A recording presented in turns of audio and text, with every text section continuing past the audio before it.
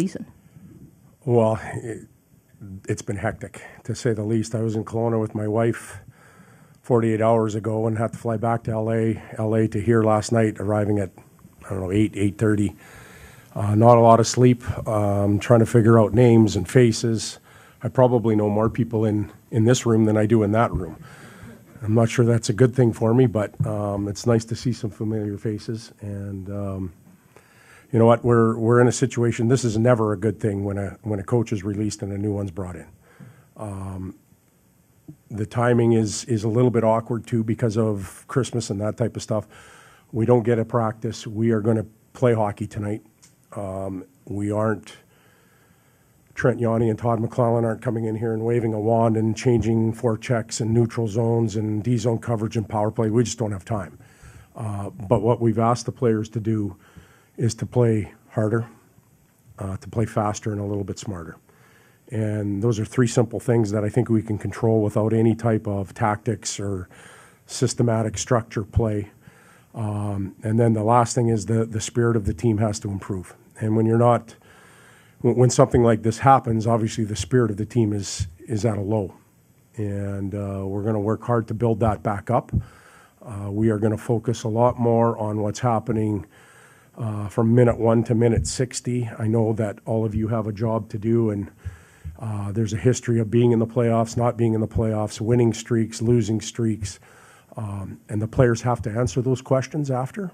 And that's their duty, and they have to do it. But I'm asking them to worry about what happens when they put the equipment on and focus on that and not carry any baggage or luggage with them to the rink about where we are in the standings or anything like that. Let's play and figure each other out. We good? Todd, first quick clarification. You said you had to fly back through LA. Was that just a moving logistics of getting everything from? Well, I have a home in Kelowna that I went to spend Christmas with my family, and the last thing I took there or didn't take there was any types of suits or I went there to relax. So I had to pick up a bunch of clothes and then get back here. So it was just logistics and timing. And then for you, you could have taken, I believe you were still getting paid by LA through the end of the year, so you could have taken the time off. Why was it the right opportunity, right time for you to get back behind a bench? Well, I don't think of it that way. I don't want time off. I like coaching. I love the game of hockey. I like being around players and trying to help them. And I was bored as hell sitting at home. I can only watch so many hockey games, and this is great. The task or the project in front of us is immense, but it's doable. The stops that I've had, San Jose, Edmonton, LA, the last two are very similar to this, where teams were out of the playoffs and looking to rebuild and retool and introduce youth into the lineup, and it worked out fairly well. We left both those organizations in a better place, and I think this is a good fit for both Trent and I, so we're excited about being here. Hey, Todd, welcome back. How much have you seen the Red Wings this year? What are your expectations of the roster from what you've seen on the ice and whatnot? Yeah, I've been able to obviously watch. I watched a lot of hockey. It's never the same on TV. You guys all do a great job of selling the game, but the emotion and the body language and the frustration or the joy or whatever might come out in a game, you don't always see it on TV. And it's way different when you're on the bench or in the locker room. So I'm looking forward to that. As I said, I think the team can play harder. It just can. I saw them play down the stretch last year with, there's different players, but the majority of them can play harder. They can play faster and smarter until we were able to help them with some tactics or structure or whatever that might be. I think there's some players from a distance that look like they're playing well. They're confident. They feel good about themselves. There's others, their game has slipped, whether it's an older player or a younger player. And I've asked the ones that feel good about themselves to maintain what they're doing. We've asked the ones that maybe are looking at themselves in the mirror, and they're honest players, to self-evaluate and to do those three things at least tonight, and it's our job to try and help them. with a mix of some veterans and some younger players, Steve just talked to us and he told us that he thinks individually each player can play a little better, and he wants you to be a part of doing that. How do you do that with such a variety of players? Like, you've got the really young guys, and then you've got some of the guys that, we've been here, done that. And how do you get the message across to all of them? Well, it's a balancing act, because a lot of guys have earned their stripes in the league already. I think of Patty Kane, automatic Hall of Famer, you've got 3 cups and all that type of stuff. But all of those things are really good for his resume, but it's about what's happening right now for our team and his teammates. So, and I know he's passionate, he wants to play really well. So there's that end of it. He's probably the senior player on the team, him and Telbs. And then you go all the way down, I call them kids, but the guys that are arriving into the league, everybody's at a different place in their career. We have to blend all of that together. And the older players can't think that the younger players are getting token shifts or given anything. And the younger players have to respect what the older players have done and give them everything they have. The energy has to come from both ends. When you've played as a 40-year-old or 35, whatever it is, some days you don't feel real good. So the energy has to come from the kids. But it goes both ways. And it's going to take Trent and I 5, 6, 7 games to really figure out individuals. And it'll take them that long to figure us out. How we behave, how we react to mistakes, how we hold players accountable, how we carry ourselves. And everybody's going to get a fair shot. Everybody's going to play until we can sort it all out. And then we'll take a look up and see where we are and figure out where we're going. Todd, what is your approach with developing younger players? I know you kind of alluded at some of it in that answer, but guys who maybe have been able to play a certain way up to this point and obviously now facing the challenges of the NHL. Yeah, I think it's dangerous when you just use the word young, because there's certain young players. I think we had Connor and Leon in Edmonton, and they weren't then what they are now. They developed and evolved, but they were a lot further ahead than some other young players we had in Edmonton or LA. Everybody's young by age, but their skill set, their experience, their mental makeup, their approach to the game is all different. And we have to figure out, when you look at the youth in the organization, not only here but in Grand Rapids or all over the world, we have to figure out those players and map a path for them. This organization's never been big on just handing over, jobs and just token play. They've had to earn it, and there's nothing wrong with that. I think it's part of the evolution of becoming a real good player, and that's our job. That's what we're going to have to do over time. Todd, this team always seems, in the past year or so, that very easy to play against physically. And did you see that from afar? And how do you change that? You don't see teams coming in here worried about the physicality or the way the Red Wings are going to play. Yeah, well, we're playing with a group of players that have their own personal assets. And physicality comes in a lot of different ways, shapes, or forms. Ben Sherratt's physicality is going to be a lot different than Alex DeBrincat's. It just is. But everybody has a physical quality that they have to bring. And I don't think physicality is just finishing a check and running somebody through the boards. It's great to have that. It does help. But not everybody is equipped for that. But everybody, there's shot blockers. I look at Tanev on their team. That's physicality for me. There's a face-off win. There's net play. There's the mental grind of late in a shift when you're tired and you want to quit or maybe take a shortcut. That's physicality. You choose to do something extra for a teammate. So I know what you're saying. It's the aggressiveness. It's the glass rattling. It's all of that type of stuff. Yes, that's important, but there's a lot of different ways that players can bring it. Hi, Todd. 2 questions for you. Steve kind of walked us through his timeline and decision-making, but I'm curious logistically on your end. You guys have stayed in touch for quite a number of years. When did conversations between you guys become serious about taking this job? Well, it wasn't that long ago, to tell you the truth. We talked all the time. I've talked to him when I was in San Jose, Edmonton, LA, regularly in the summer. And it's not always hockey. Like, we talk about families and what's going on in our world. So that part of the relationship's good. But when did we begin talking about this? Probably 10 days ago. I think Steve began to think about where the team was at and what might happen. And he believed that things would go the right way, and unfortunately they didn't. And I got a quick call, and it was a fairly easy decision from my behalf, and it was just logistics. Timing was a little awkward, but here we are.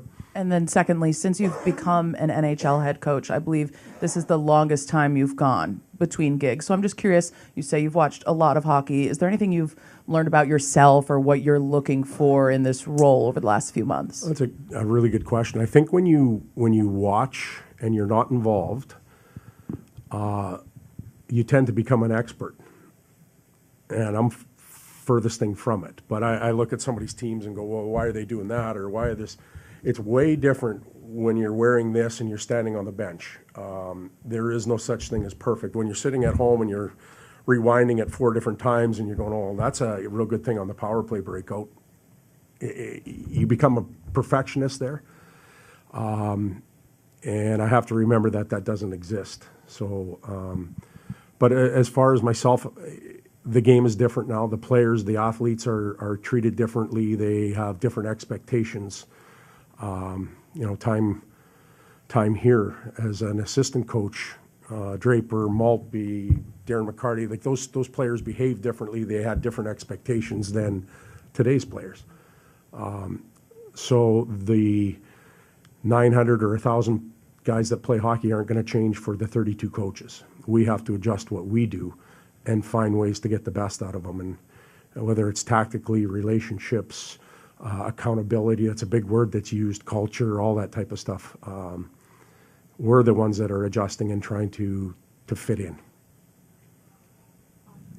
Yeah, Todd, kind of along those same lines, I was going to ask you about, do you change your coaching philosophy to the personnel that's at your disposal, or do you kind of have certain traits that you want to see out of every team?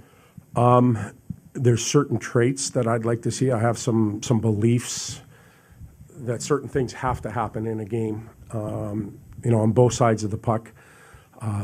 Systematically or structurally, we've, during my time as a coach, we played many different systems, many different styles. I think good coaches don't just bring their suitcase with them and force it on the players. You try and find something that works for the group.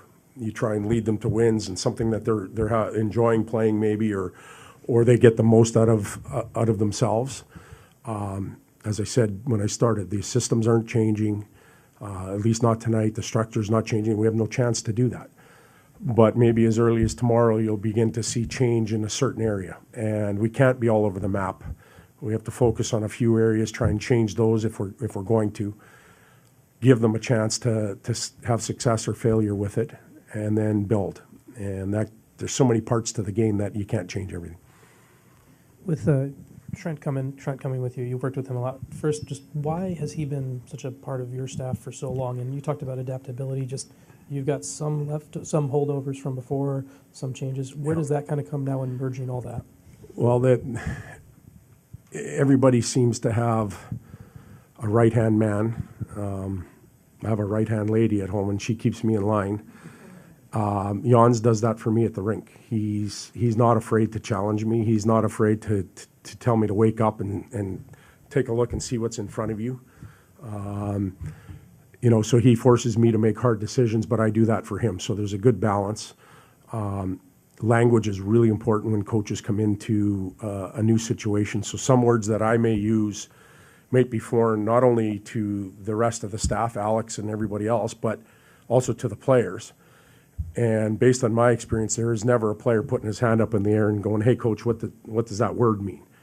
So where do they go? They go find the nearest ally, and that will be Jans now for a little while. So it's good to have at least two or a pair that can answer some of those questions, sometimes formally or casually. And Jans is he's developed defenseman throughout his career. He's got an impeccable track record, in my opinion, of dealing with young defensemen all over the league.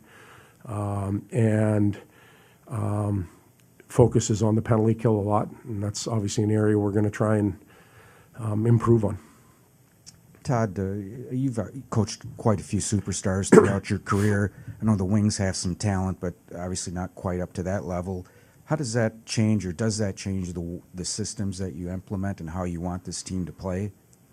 Yeah, the superstar players, what are there, 10 in the league? There's 32 teams, and that's no disrespect to the next 10, but the elite 10 are scattered throughout 10 different teams, and I'm not even sure their coaching staff builds totally around them. They try and look at the group as a whole, and they augment what that superstar has. We have very good players here. Some are underachieving. We have to get them back. The structure or the way we play will be based on the group as a whole.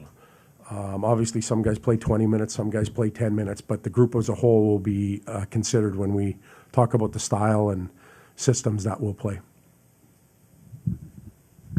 Hey, Todd, I wonder, how do you go about sort of finding out what makes guys tick and getting to know these guys here in the short term? Yeah, honestly, I can't answer that question. I just don't know what's going to happen. I don't know how it's going to evolve. This, for me, and I asked the players for their cooperation, this for me is brand new. So, yeah, I've been in the league since, I think, 2005 was my first year here. I've never walked into this situation before. I've been the guy kicked out the door, unfortunately, but never come in at this time.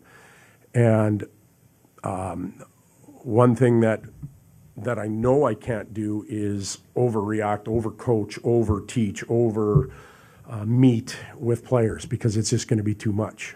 But after that, it's timing, it's opportunity with players, it's practice time. I don't know if they're going to feel comfortable with Trent and I, or I'll feel comfortable with them until who knows when. But in the meantime, we create relationships. They'll learn how I behave. I'll learn how they behave. See where it all goes. On paper, you and Talbot go pretty far back. Just curious what you can share with us about that relationship. Did you give him a text when things were wrapped up? Have you caught up in the building yet? What's going on with Talbs? I did. He was actually one of the first individuals I ran into. Obviously he's starting tonight, and he's here early getting his treatments and all that type of stuff. But when the announcement was made, he texted me in a good way. He goes, "Again?" So this is our third go, and there is comfort in having at least him. I had Dylan with Team North America, Patty at some All-Star games, I believe. Ole Mata was here, and what the players will do is, as soon as they find out, they're phoning somebody. They're trying to figure out what the hell this guy's all about, and that's okay. But what I asked them is that form your own opinion. Allow me to form my own opinion of you as individuals. We all have reputations, whether they're good or bad. But give me a chance on both sides of the coin. What do you remember about Dylan back in 2016? Well, I remember the team was a really fun team for the media that covered it. It was an unreal experience, one that I really cherished.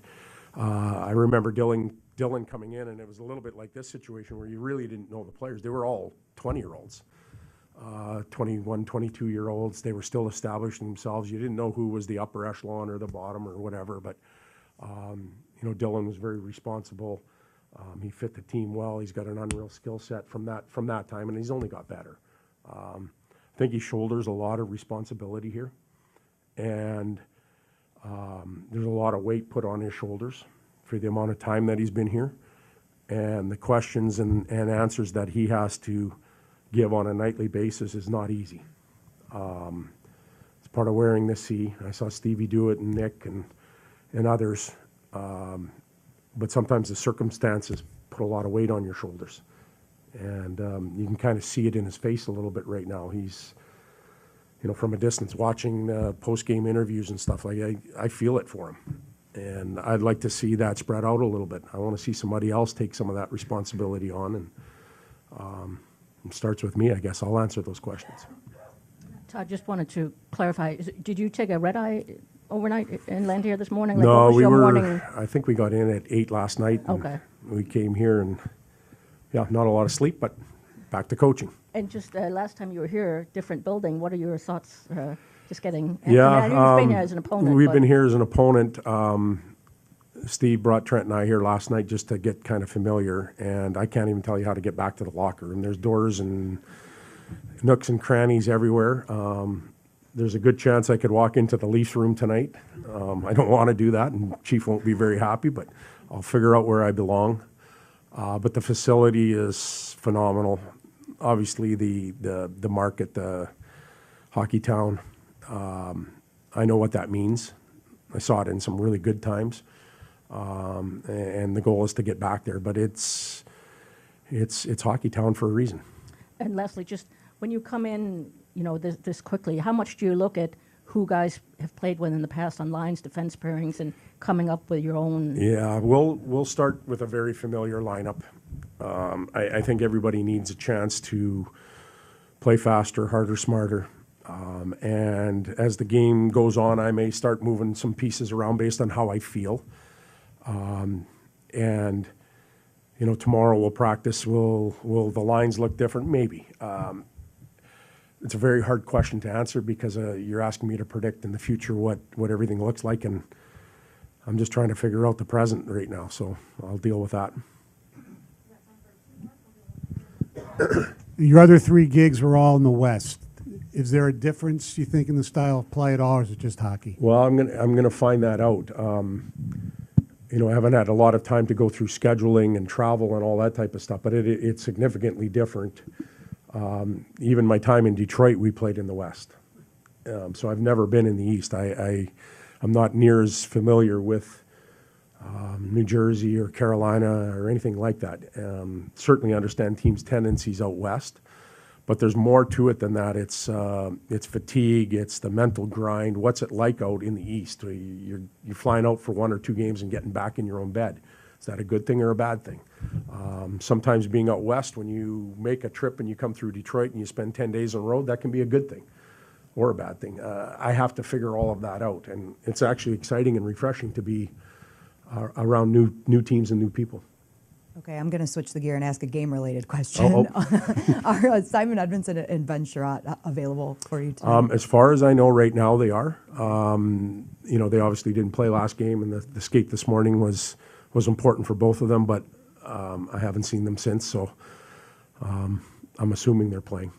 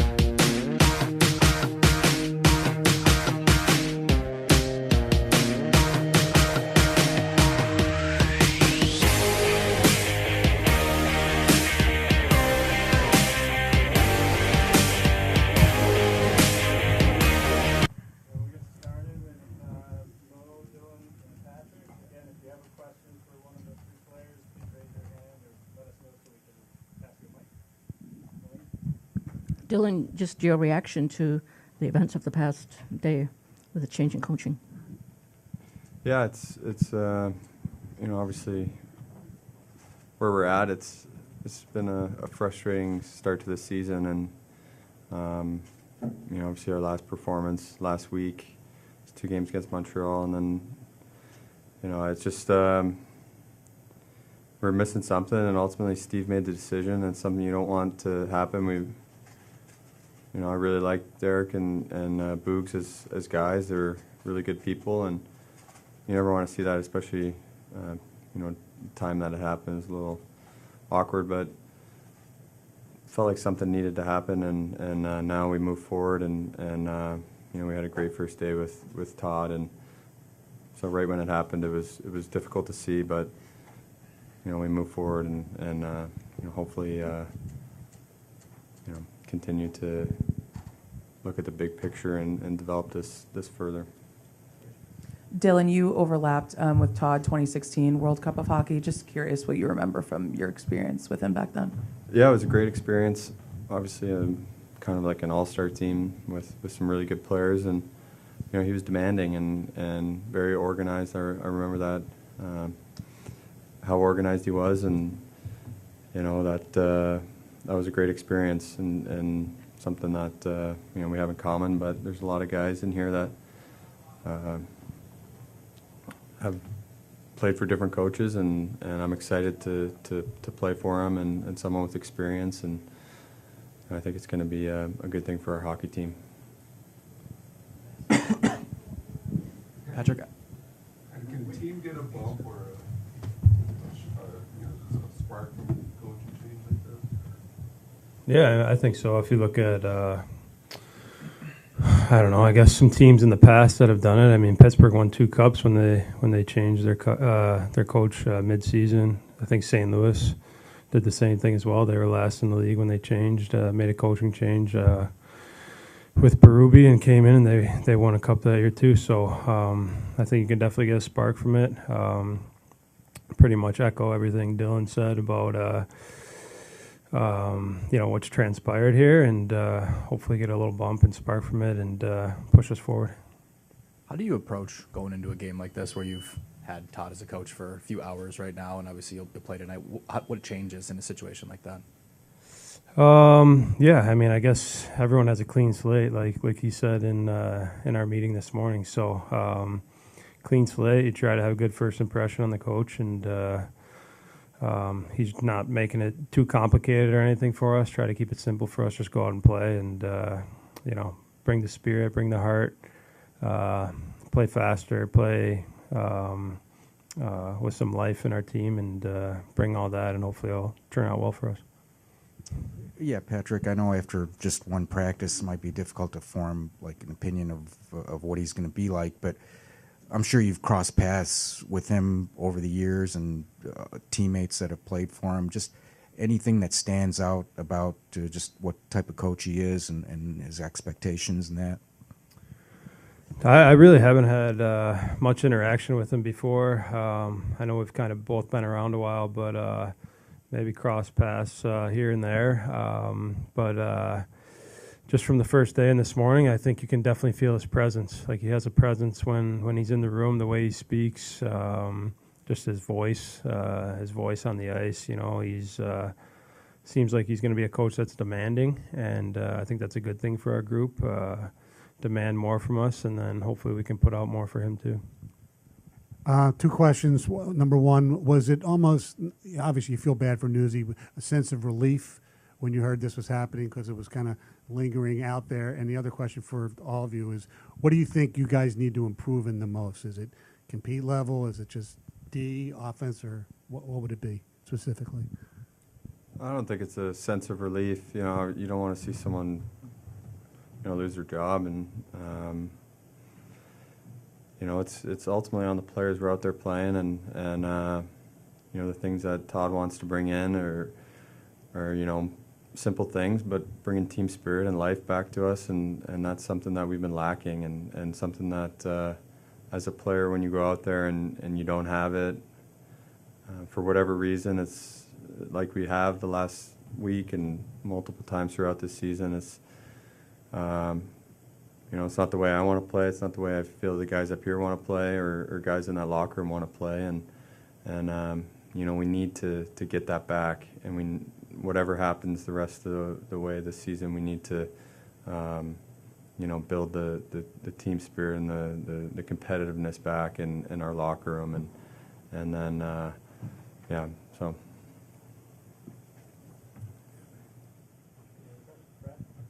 Start with Mo. Question for you and Dylan. How much do you allow yourself to think big picture? I mean, you guys are both signed to long-term contracts here, of just what this state of the Red Wings is right now for the future of this team. Do you allow yourself at all to let the big picture thought seep into your mind?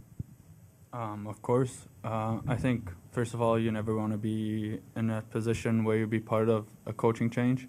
But, if it ultimately helps us in the long run, I think we did a good solution, or found a good solution. And now we have to build towards a big goal for the next couple of years, and I think it's exciting. I think everybody was a little nervous, maybe, excited, had a couple new emotions coming towards the rink, and hopefully you can build on that and get something out of it. Yeah, I do, and like Mo said, it's good to have those emotions. And I was nervous coming to the rink today, and nervous to play tonight, and I think it's a good nervous. So that's tonight, and moving forward, I think heard a little bit of Todd's when he was talking to you guys. He's been in this spot similar in Edmonton and in LA as well, where he took over and the team wasn't in the best position, and then like LA, they were a 40-win team and hard to play against, and their big players produced, and they had good role players. So I think there is a belief in him because he's done it in this league, and I'm excited to play with someone that has coaching experience, and then it's on us ultimately, and Mo and Kane are here this year. So it's on the players to build this thing, and that's the big picture. Is hopefully Todd can steer us in the right direction, and then build up us and the other younger players in this room. Moritz, so one of the things Todd said, obviously he can't change much in one morning skate, but he said he wanted you guys to play faster and smarter. And to you, what does that mean? You missed out harder, but that's exactly things we want to touch base on. I think we're all good hockey players. We just need maybe a different approach of something, and maybe he hit the triggers already. And I think we're going to be a team that's playing with a lot of heart, a lot of character, and a lot of spirit tonight. I think the outcome doesn't really matter, but we're going to be a good hockey team for full 60 minutes, and that's, I think, most important, and that was his message. And I think everyone's believing in it.